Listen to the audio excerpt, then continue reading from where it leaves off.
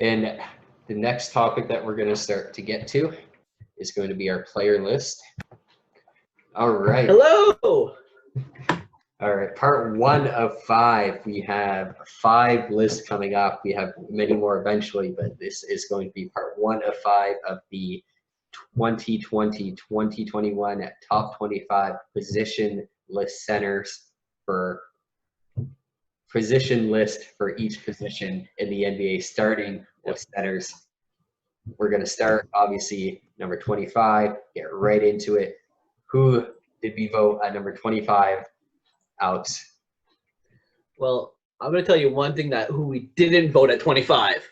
Person who just didn't make the cut. I was really disappointed in it. He's very near and dear to me. I still can't believe this. He's a former All-Star, still in his prime, had a fantastic plus-minus last year. One of us clearly doesn't believe he belonged that high. Couldn't make the cut. Marc Gasol. Marc Gasol, unfortunately, is not on the top 25 center list. Ironically, we both had him in our top 25, but based on the way the voting went, he didn't actually make the list because he was much higher on one of our lists and lower on the other, and other players coming in and coming out, etc. So I think we could first agree, both of us agree Marc Gasol deserves a spot on the list, probably somewhere between, I would say, 25 and 20. I don't know if you might have even had him higher than that. If you want to quickly elaborate on where you had him. Yeah, no, for sure. I actually – you want to know where I had him? Where was he? On my list, I had him at 21. Whenever I first started making the list, I actually started him at 15. He got bumped down, just stats and how slow he was in the playoffs last year. Really, the playoffs and the bubble overall really hurt him, which was a really big surprise for me because he came back. He looked healthy. He looked great. Looked like he's in the best shape of his life. But he just got played off the court in that Boston series. It didn't look great on him. I'm kind of not surprised the Raptors went in another direction, but I still can't believe he didn't make our list. It's crazy. No, and I mean, I could say nothing but good things about him. I mean, yeah, you could say definitely that he slowed down. I mean, you made jokes about it. It looked like he's shooting in slow motion by the end of the year kind of thing. But at the end of the day, as much criticism as he got, he still shot 38% from 3 on 4 attempts last year, which, I mean, for a center, that's amazing. He had 4 assists in limited playing time. Had one of the best plus minuses, not just on the team, but in the NBA. So definitely a very high IQ guy, definitely going to help the Lakers win a lot of games, even, again, with his limited athleticism and durability in his body. I guess he still knows a way to contribute the same way his brother did. And it is a shame he's not on this list, but it happens. He was the anchor, the top center, starting center on the top 3 team the last 2 years in a row. That's okay. That's progressive. Yep. No, and he's getting back there. I really hope him the best in LA. I do think that LA is a slower system for him. I think it's going to fit great there. But Toronto is just a really high-paced, run the ball. As much as he likes to take the ball, he likes to slow things down. He'll be a good fit in LA. And but he's done. He's away. He's gone. He's not even a top 25 center in the league anymore. Let's go on to number 25. So who is that then? Al Horford. And 25. Al Horford, wow. Number 25. I mean, $35 million to 25. Yeah, I mean, I could be. Unfortunately, we didn't really have a debate or even, I guess, talk about it internally of where we might have ranked him last year before everything happened. Obviously, in the last decade, 12 years, etc., he's been one of the top centers in the league, whether you have him top 20, top 15. Some people might even try to argue he's top 10. You never know, again, that longevity period, but he does make our list 25. I could say this wasn't unanimous, where I didn't have him on my list at all, to be honest. You had him, I believe, at 19th on your list, if I'm not mistaken. Oh, no, I had him at 16 on my list. Thank you. 16 on your list. 16. So based on points value, he actually snuck in 3 points ahead of Gasol and stole that 25 spot, despite missing my list completely. I mean, I'm not going to say a lot bad about him. I mean, still a good player. A lot of the good things I said about Gasol can be transferred over to Horford. other than I think really the plus minus last year, where it just wasn't there for him. Where when he was on the court, it didn't necessarily make a lot of difference for Philadelphia. I mean, sure, he racked up minutes and he didn't do anything that was tremendously bad, but he didn't help them not the way they wanted to either. And you just really have to hope that he still has it in him to help a team the way that he was even in Boston before he left there. So just for me to justify why I had him at 16, I kind of took away the year in Philadelphia. I know that he had a really down year. I did factor that in, but I just think that he's over in OKC right now. He's the only player getting paid more than about $20 million. He is the star of that team. He's going to put up probably the best numbers or top 2 or top 3 seasons of his career. I think he's actually going to end up being higher than 16. I usually had him higher in my list as well. So we clearly have different opinions of where Horford is heading. But either way, he's getting over $30 million to play basketball. So I don't feel bad for him. No, and I mean, I wouldn't think it's unrealistic to say if Al Horford starts, especially because Steven Adams is obviously gone from OKC as well. I mean, to say that Horford might not put up another year of like a 16, 6-6 even, just because he does pass it very well as well. Yeah, it could very well happen, even if it's less points per game, but he still has a decent amount of rebounds, and obviously the assist will be there. Yeah, and he's not a bad three-point shooter. He's not a bad shooter from anywhere on the floor. He's good at stretching the floor. Again, good IQ kind of everywhere. He's not going to be a bad fit for OKC. It will obviously help them round up the team. Similar role to probably Gallinari, obviously just a bit slower, a bit past his career. But yeah, in terms of letting him stretch the floor, so similar there. Like you said, he'll probably put up a stat line based on that team itself, and hopefully he justifies a spot in this top 25. There we go. Moving on to number 24. Big 2. Yeah. We have a great 2-4, Mr. Thomas Bryant of Washington. Unfortunately, not as good as the great Jeff Gordon, but Thomas Bryant coming in at 24. I say Jeff Gordon in a show, and we have a Bryant at number 24, and I don't mention the man himself, Bryant. Yeah, well, I'll remember his 8, but obviously more than number 24 for very long as well. But yes, Thomas Bryant. Myself, I had him higher on my list. You had him much lower on your list. You actually had him outside your top 25, correct? Yeah, I did. And, and what's your big knock on Thomas Bryant? Nothing huge. It's just nothing special. Yeah. But I mean, realistically, he's only played 3 years in the NBA. He's improved every year by about 3 points per year. Shoots 40% from the 3, stretches the floor very well. Not an awful rebounder by any means. Okay, I'll admit it. He can't play defense. He can't be that bad. I mean, it's not that bad. And, you know, that we have a lot of great centers in this league. I had him at number 30, to be honest. So he was, as much as we're doing top 25, we did rank out a little bit further than that on our personal list. So he did get up there for me. I just, as much as I do believe that he'll do very well with Wall there, that team just seems to fall apart.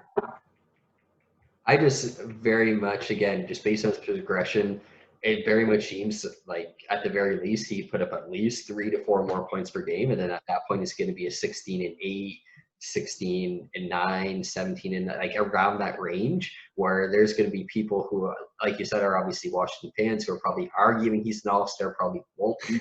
But you're gonna hate me. Definitely, but I mean, yeah, to bring Thomas Bryant at 31, but yeah, I mean, I don't think Thomas Bryant is definitely. I don't think he's outside the top 30. Obviously don't think he's outside the top 25. If I had him at 19 myself, I just again based, I think, on the fact that he's going to put up a year that's like a 16-7, 16-8, very almost similar to what Bam did this year, just for a much worse team. Obviously, could he do everything that Bam can? Not necessarily, but his assists per game have also gone up every year. He's almost at 2 at this point. So he's a guy who is trying to incorporate different pieces. And like you said, he's obviously, like you mentioned previously today, that Bam kind of is a new generation of center. Thomas Bryant is trying to definitely incorporate elements as well, definitely. So yeah, maybe he might not be the best defender who he could guard a guy like Anthony Davis, let's say, but if Washington's able to actually get someone in there who is able to generate some kind of strength into the post, you can rely on him less, kind of like Indiana does with Miles Turner. And then you really just get to rely on Bryant's offensive abilities more so. So I think probably for the next few years, he's going to be in this kind of 25 to 18, maybe 25 to 15 kind of top center spot. Yeah, and he can definitely work his way up there. So before people hate me, I know I had him at 30, but people that were in that between 25 and 30 were people like DeAndre Jordan, Dwight Howard, classics, bigs, former top fives. Until you need the list, you have to make a list, right? And then you actually see all the options, and you actually try to not just look at it once, but look at it a second time. It definitely, you start to question yourself a lot, let alone questioning someone else's list. So, uh-oh. We have a pause here. I hope I didn't lose him.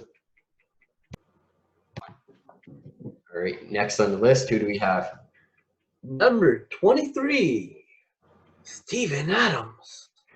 Steven Adams. What a great guy. I mean, definitely an interesting human being. Ironically, like Thomas Bryant, similar situation where one of us had him much higher on the list. One of them didn't have him on the list, which is myself, admittedly. For me, I mean, Steven Adams, definitely not a bad player. It's a top 30 list. He's probably my 30th. I believe that's where I had him. Great on the defensive end, reliable center, going to put up 10 and 10 a game. But, I mean, that's what what you have with Adams. And when you actually look at the top 30, I think everyone in there at least has the potential to be much better than that. He just kind of falls into that. If I need a center, I have Steven Adams. I don't need a center anymore. And that's just kind of where you are with him. Yeah, he does the job, right? He's an average starting center in the league. As much as you say, I've had him much higher than I didn't have him crazy high on my own list. But he does his job. He's going to put up that 12 and 10 likely every year, 11 and 10, 11 and 11. For me, it's the defense that he really demonstrates that high energy, that high effort. You know that if you're going to come into the paint, he's there. He's at least going to contest your shot. But, yeah, no, there's a lot of good center in the league, and 23, I can see it for him. Yeah, 23 is definitely a good spot. Like anywhere between this range and the 30 is definitely justifiable. It's just, I mean, at the end of the day, like he has been around so long, he hasn't improved on the areas where he's had to, where like he still shoots, I believe it's like 53% from the free throw line he did last year. Obviously, you can't stretch the floor much. But at the same note, when he does take a three and he hits it, I think he hit 2 in a game last year. That team was pumped. That's how you bring a win to home, right? When you actually have that energy, you bring it home. But yeah, I mean, I don't think like for the Pelicans, it's good because we both had said that Favors, I should probably want to bring him back there, and you could probably argue that they brought a better player back.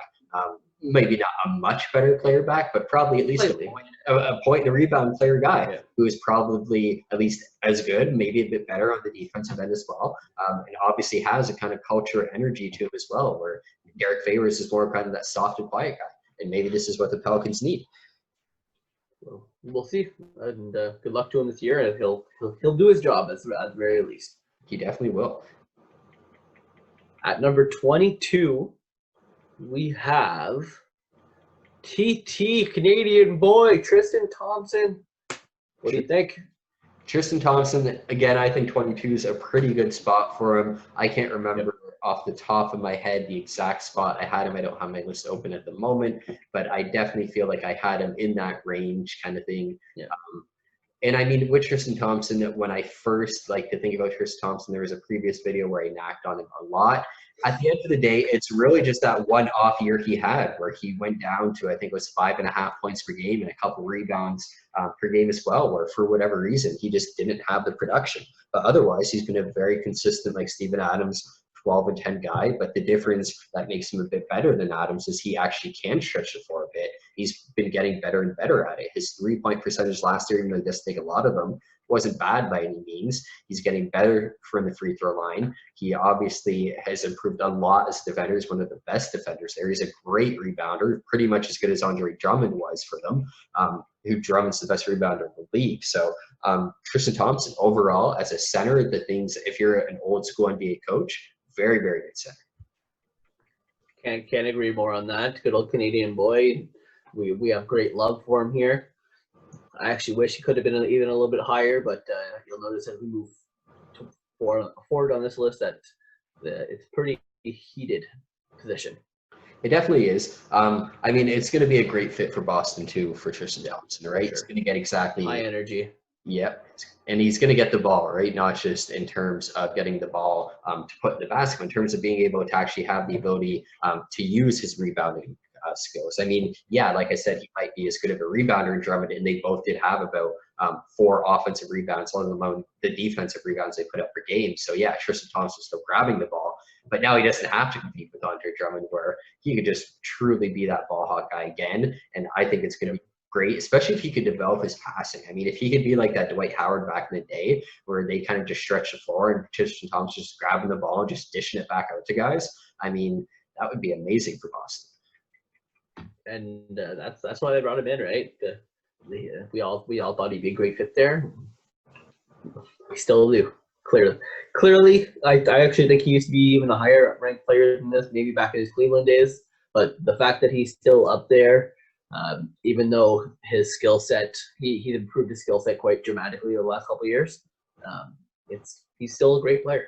Yeah, and I think we'll also probably see him in a very similar spot next year. I don't think he's going to regress. Might not improve a lot, but yeah, I could definitely see him still being somewhere between 10 and 13 points, and probably definitely 10 to 12 rebounds this year. He'll help them make a run for sure. So next, after Tristan Thompson, love him. Next at number 21, we have Brook Lopez. Brook Lopez. Again, Brook Lopez.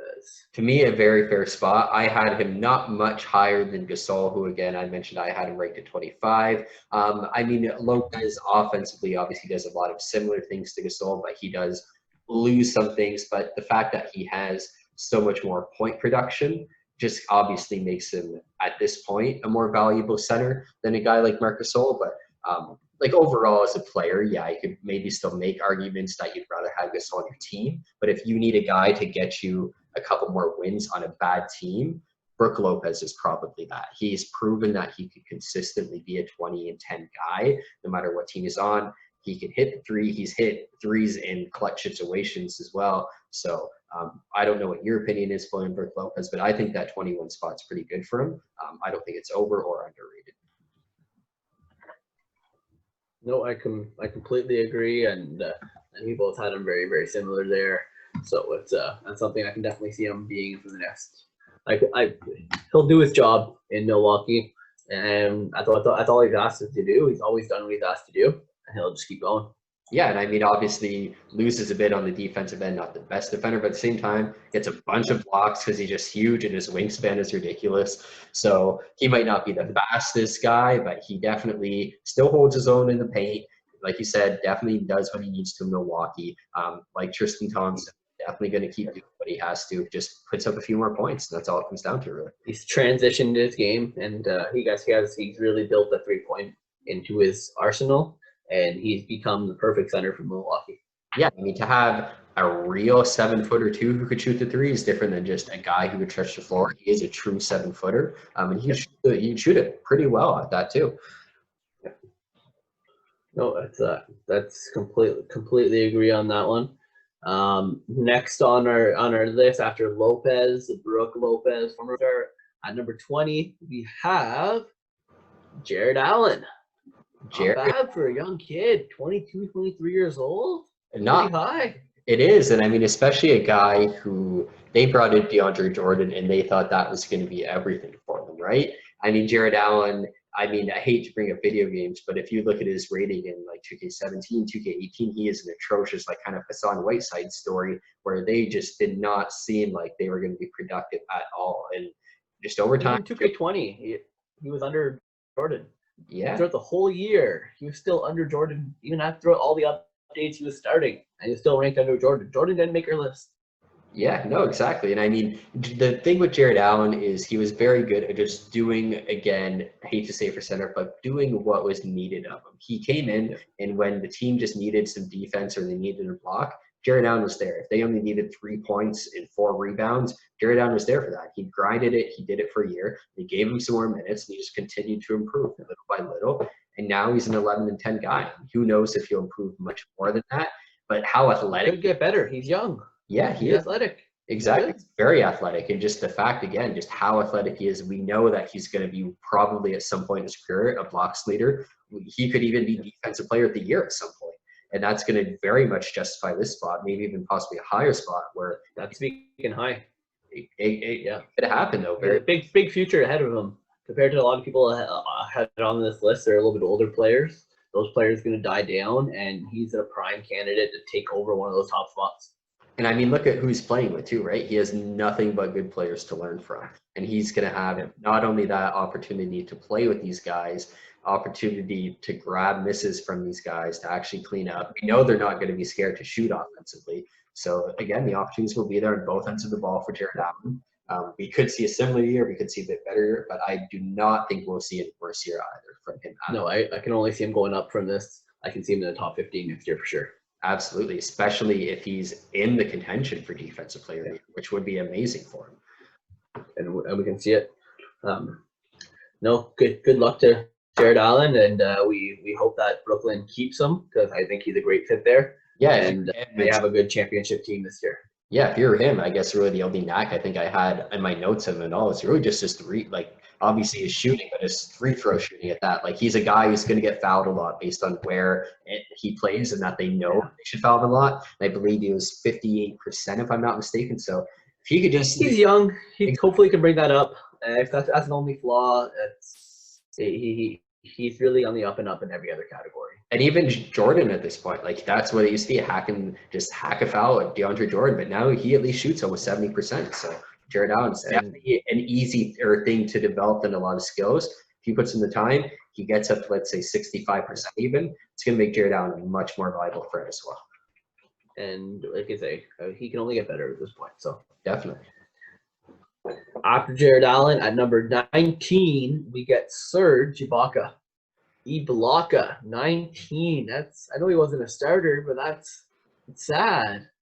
Yeah, I mean, not sad to me. I had him borderline 25. At the end of the day, it's just, again, the fact that there is a lot of good centers on the rise that are up-and-coming kids that could put up a very similar to Serge, and Serge is at this point, unfortunately, on the decline. Not that he's, again, a bad player. Him and Mark had Serge had a better stat line by a lot, but in things Mark does well, 3-point shooting, Serge does it just as well. In terms of on the defensive end, Serge is just as smart. I mean, Serge does things differently too that are great. He brings that energy. He's going to still be able to block shots. He does play well sometimes in the clutch, where maybe sometimes he doesn't, but sometimes plays very, very well in the clutch. So I still think he's top 25. For me, this is actually a bit high on the list, which justifies why you think it's a bit low on the list. But yeah, so I guess say kind of what you think, meaning why you think it's a bit low. Yeah, well, Ibaka. I former Raptor. I watched a lot of his basketball in the last couple of years. If you need 2 points, he is a point getter. He might slow the offense down. He might bring it to a standstill. But he isolates the top of the key. There's a fairly good chance he'll make that shot. He started hitting over 40% from 3-point, got 16 and 8 last year. He probably had the best year of his career. We're talking about a guy who at one point was considered top defensive player in the league, one of the top defensive players at least, led the league in blocks for at least 2 or 3 years. He still has that defensive mentality, but he's really expanded his offensive game. Just because he's not getting the blocks doesn't mean he wasn't playing that solid defense. I think he was getting a little bit slower for how fast basketball is nowadays. But with that being said, if he replicates the year he had last year, then I think this is going to be a low ranking for him. But I can sadly picture a situation where he plays in LA, he doesn't play as much, he doesn't get the ball as much, and his numbers do go down. And then I can definitely see where he justified how he could have been a little bit lower. Yeah, I mean, I guess that is what the ranking is. It's going into or who we think how this year is going to go. But even with that being said, I mean, I guess that's where a lot of people might devalue Serge, where it's not a bad thing, where he does slow the ball down, where visually you look at it and you're thinking, like, why is the guy holding the ball this long? What does he do? You have so many other options. You're the center. Why are you playing iso ball? But I mean, at the end of the day, if he's scoring, he's taking off 20 seconds from the clock, and he's doing it a few times a quarter, and he's racking up 2 minutes of time, and he made 70% of the shots that he took.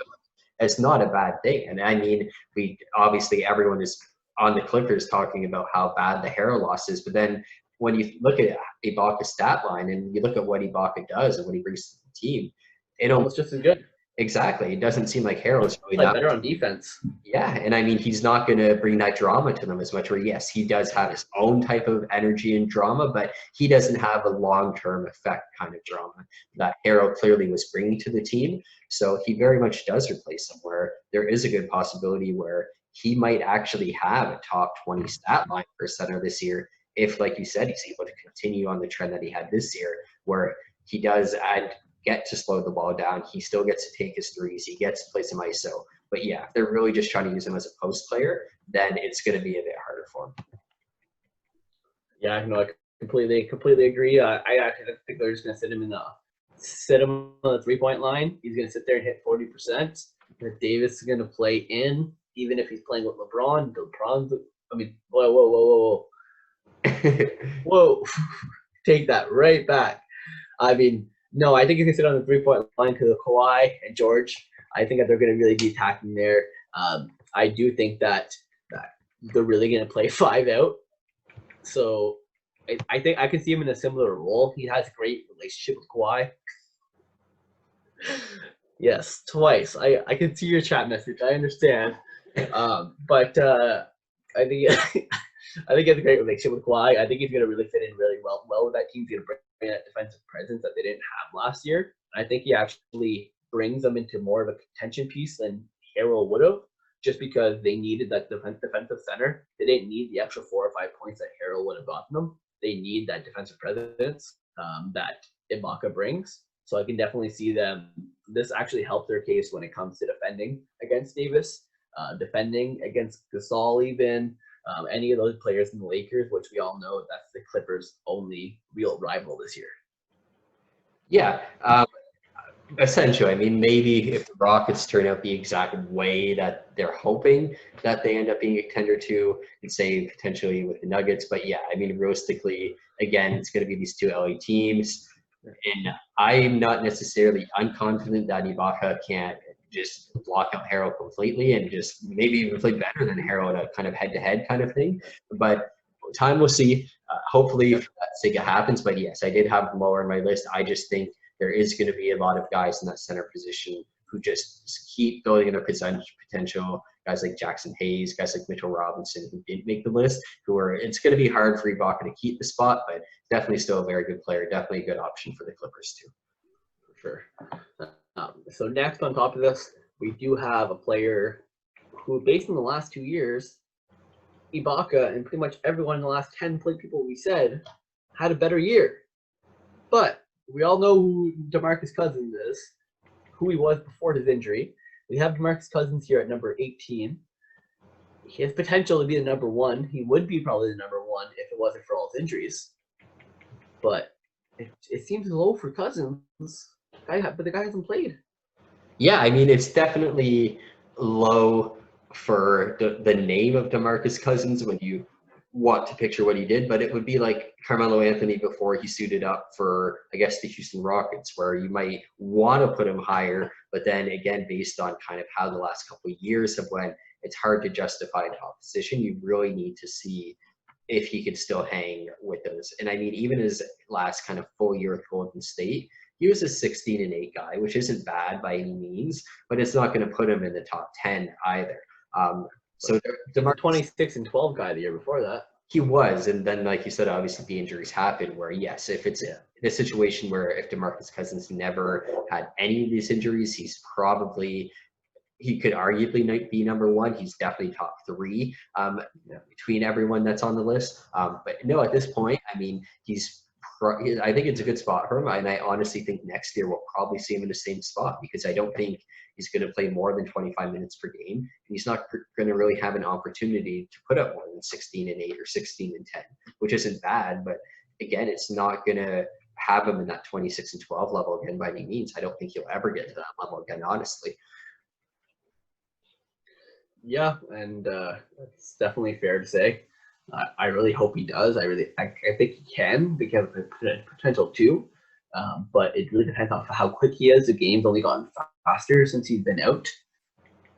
I'll always remember where I was whenever I seen that Cousins signed with the Warriors, and I couldn't believe it. I was like, wow, this is cheating. For I nothing. can't believe they're doing this. For literally nothing. Yeah. Yeah, it was absolutely insane. That being said, if he can go back to that level, it will be scary. Houston's going to be the top team in the league likely. If DeMarcus Cousins is DeMarcus Cousins of 2016, 2015, then I actually put that team with Westbrook, Harden, and Cousins on top of their other pieces. I put them ahead of LA, both LAs, based on they would have to be top players that can get them 25 points per game. But the potential of him re-injuring himself or him just not coming back as the same player is much too high for him to warrant any higher on this list. Yeah, I could not picture him for 7 games sustaining Anthony Davis in the post just over and over again, just hitting him down low. I just don't think his body could take it anymore. And that's not even the biggest guy in the league, right? That's just obviously a very strong guy, but that's just like I just know guys like that. I guess I don't know until we see it, but I assume guys like that are really going to have their way with Cousins this year too. Well, then you think about if you're not one of those guys, if you're one of the faster guys, if you're the Adebayos of the league, are they just going to blow by him? Yeah, I mean they won't play that much, so hopefully you don't deal with it. But yeah, in like for example, I guess a guy like Jokic, who he's not running a 4.4 and a 40 or anything, but he definitely he could still run it up and down the floor, right? He's probably gonna have some big games against a team like Houston, I would say so. Well, let's see. He might not even be a starter. We might be completely wrong on this. He might not even be a top 50 center in this league. Exactly. But he could also be top 5. So that's definitely a lot of variance. That's probably the one guy who's going to end up when we do this list at the end of the year. He'll end up in a completely different spot. Yeah, I can't see him being there. He's either going to be great or he's going to be crap.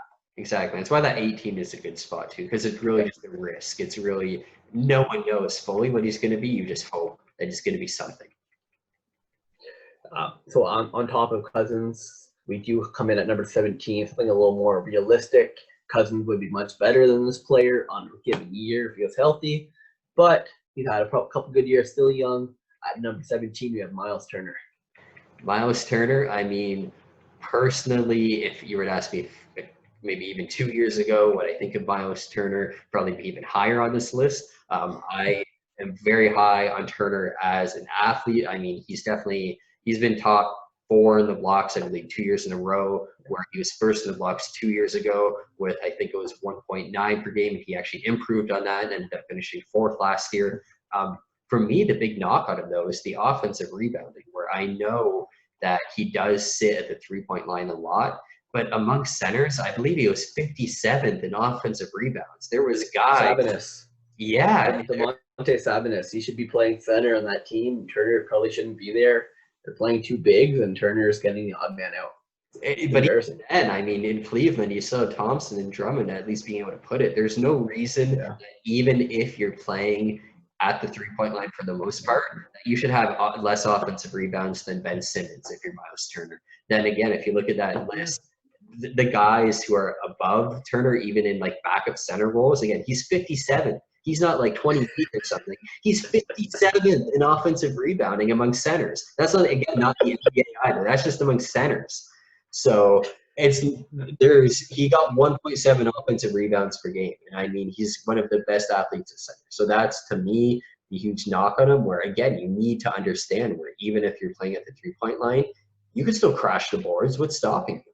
I mean, yeah, great. He gets back and he gets blocks because obviously he's the first guy back, clearly. But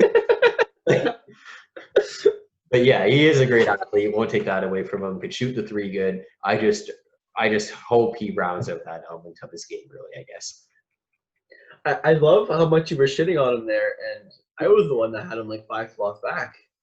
Yeah, no, I mean, like I said, I'm high, and it's that type of thing where you believe in a guy so much, or there's one thing where if you were a football fan back then, where I used to be big on Jay Cutler, and there's so many people who were, but he was like overall, like something would happen, and you're like, this guy he's never going to be as good as I want him to be. And that's how I kind of feel about Turner, where Fair enough. his body, with the things he could do, his shooting ability definitely gives him the potential to be top 15. But he's 17th on this. He's probably always going to stay out of the top 15 realistically. Yeah, and I actually think if he goes to a different team, if a team like Boston would have traded for him this year, I think he could have climbed into that top 15. But right now on that team, especially with Sabonis essentially playing the same role as him, I don't see him improving past where he is. But that being said, he could get better. But right now, I think that's going to be a safe bet that he'll probably be in that same range by the end of the year. Yeah, and it's just like because we already know what he's going to do. He improved and he kind of digressed this year. He probably, like you said, Sabonis just eats everything.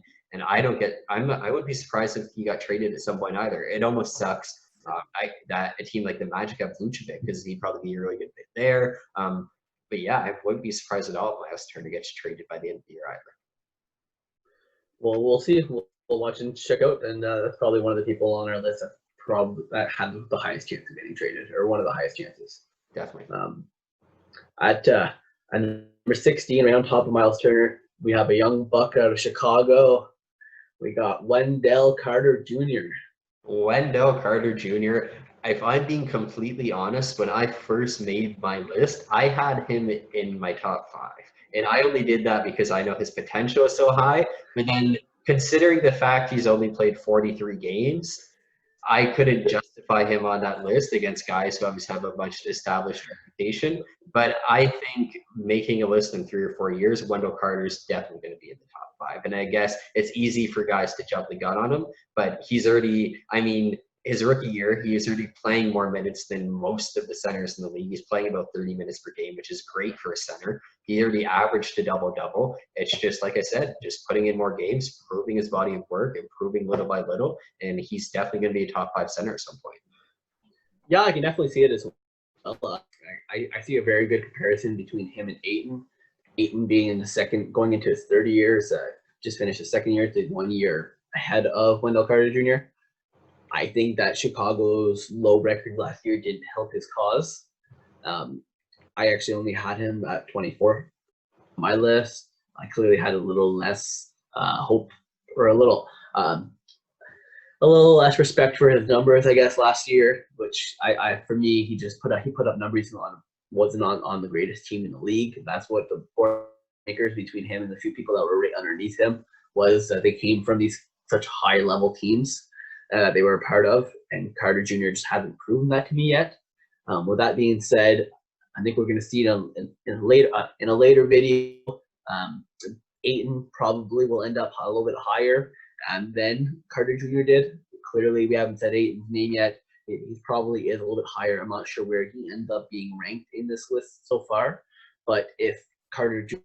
is a younger version of someone like Ayton, I think he has a big promising future ahead of him. And I think that by the end of this year, if I'm going back on my list and I'm looking back and saying that I put him at my 24th spot, I'm going to go, wow, really? That was bad. Yeah. But with that being said, right now, I do believe that everyone under him, they're going to play for winning teams. And unless Chicago ends up being that winning team, then I still think that 16th is where it belongs right now. Yeah, and it's probably a pretty fair spot because, again, after I look back and I think about guys, I kept moving him down a bit more by a bit more kind of thing. And it seems, again, the big thing for me was the fact, again, he did only play 43 games where, yes, I know it was a short season, but we've seen a lot of guys be able to put up good years for half the year, right? So once we see a full year out of Wendell Carter Jr. of putting up, like, I think he's going to have bigger improvements. I think last year he was about 11 and 10 kind of range. We'll probably see him get at least 5 more points per game per year. Again, on that kind of similar path to Ayton, where they might not be the same type of player in terms of Ayton is just a defensive force, just crazy athletic. But Wendell Carter, like I said, he's very good on the offensive end. He's got a good IQ already. So I think we'll see very quick improvements for Carter Jr. And within the next 2 to 3 years, it'll be easy to argue him in the top 5 spot. No, and definitely, and hoping best. I do think that he's right up there with a few other people we've named today as someone who's an up-and-comer, right up there with someone like Thomas Bryant. So I hope the best of him, and he's someone that can definitely make a lot of moves this year, especially if Chicago can really pull it together a little more, and it's looking more and more like they will. Definitely. And I believe that brings us to 15. That will be our last one for today. We will get to part 2 at a later time. So let's see. That way we leave everyone wondering and who made it to the top 15. But at number 15, we have he's now the second player we've named from the same team. That's the first time we've done that today. But we have Christian Wood. Yes, yeah, crazy. Christian Wood being at 15. I feel like I might have had him lower in my list. I feel like for me, I think I actually had him and Cousins basically just one spot above one another, if I'm not mistaken. I think it's really just a matter of how much does Cousins play, whereas how we really rank Wood. I'm not saying Wood's probably one of the guys who I think is going to move a lot on this list between now and, let's say, the next 5 years. Where he might even end up in the same spot, but I just think he's going to have the most flexibility year to year, where there might be years he's like top 12, but there might also be a year where he's 21st, because he might have a year where he puts up 21 and 8. Then he might have a year where he puts up 15 and 7 and guys lose hope, even though he's still kind of doing what he's supposed to. So, I mean, his last 10 games were great last year. He put up 24 and 10 basically, but a lot of guys had a good last 10 games last year. Kobe White for the Chicago Bulls at 24 and 8 as a point guard. So hopefully he could sustain it in Houston. A lot of people in Detroit before the start of even last year had really big hope on him. Another undrafted guy who's been a great player. So yeah, I think it's a good spot for Wood, and he'll probably put up a good amount of points this year. And he'll hopefully, for Houston, have very similar numbers to Detroit, be over 20 per game, and it'll allow them just to easily slide into a top 4 Western Conference spot with his production. Yeah, no, for sure. And for me, I put Wood. I completely agree with everything you said. I actually put Wood in the same category as someone like Ibaka right now, but the difference being Ibaka I find a little bit better on defense. Of course, they have Wood rated higher because his offense is at a much higher level right now, just with the energy he brings, the age he is, and the real big difference as to why he is ahead of someone like Ibaka, even though they put up similar stats last year, is he has that potential. He's in that perfect role for him. Harden and Westbrook are both guys that can average 10 assists per game. He's going to have open shots. He can shoot a three-point decently. I think he's going to do really good in Houston. That's someone we had fairly good consensus on. You had him close to that 15 range. I actually had him right at that 15 range.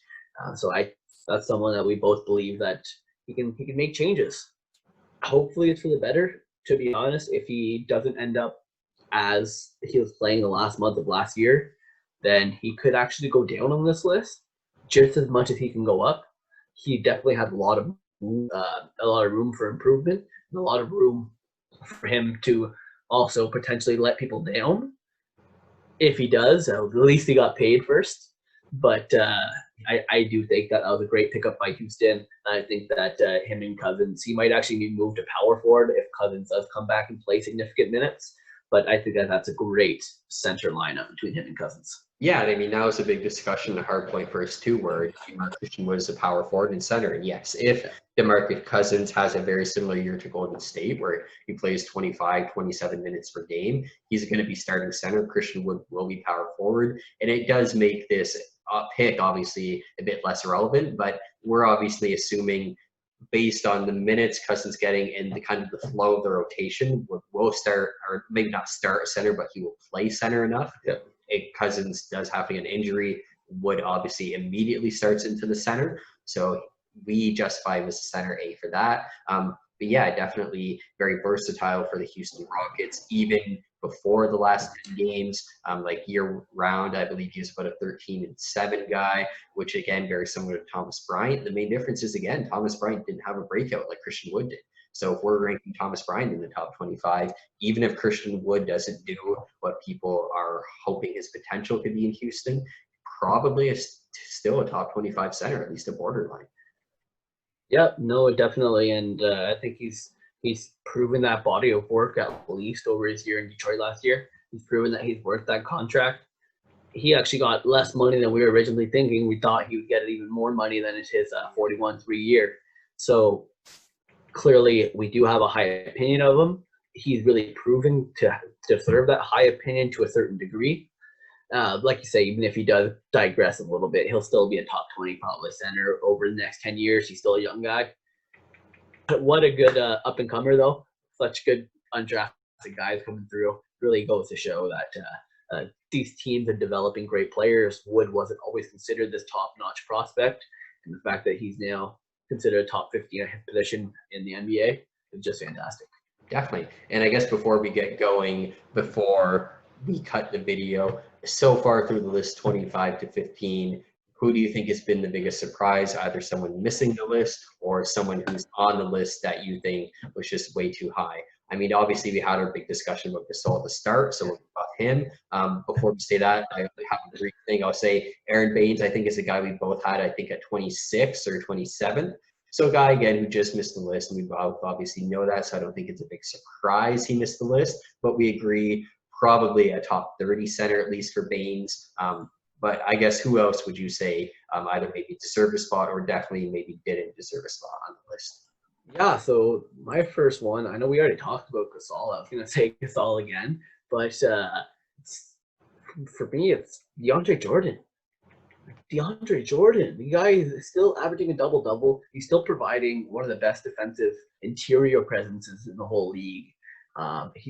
He put up 10 rebounds per game and barely just over 20 minutes per game. The fact that we don't include him in our top 25 when someone like Durant and Irving a couple months ago were saying that they need to bring in a fourth star after him, Durant, and DeAndre. Like, for Irving, DeAndre is that fourth star on that team, even though he's not the starter. So the fact that they have such a high opinion of him, and we're sitting here and he's not even making our top 25, for me, it's a bit of an insult towards him. I apologize, DeAndre. I know you're a great player. I know you're going to have a great year. I hope that you do. But that's my biggest surprise, that he just didn't make the cut. There's just all these up-and-comers that are producing right now. And I hope he produces next year and shows that he's worthy of that, of a higher pick.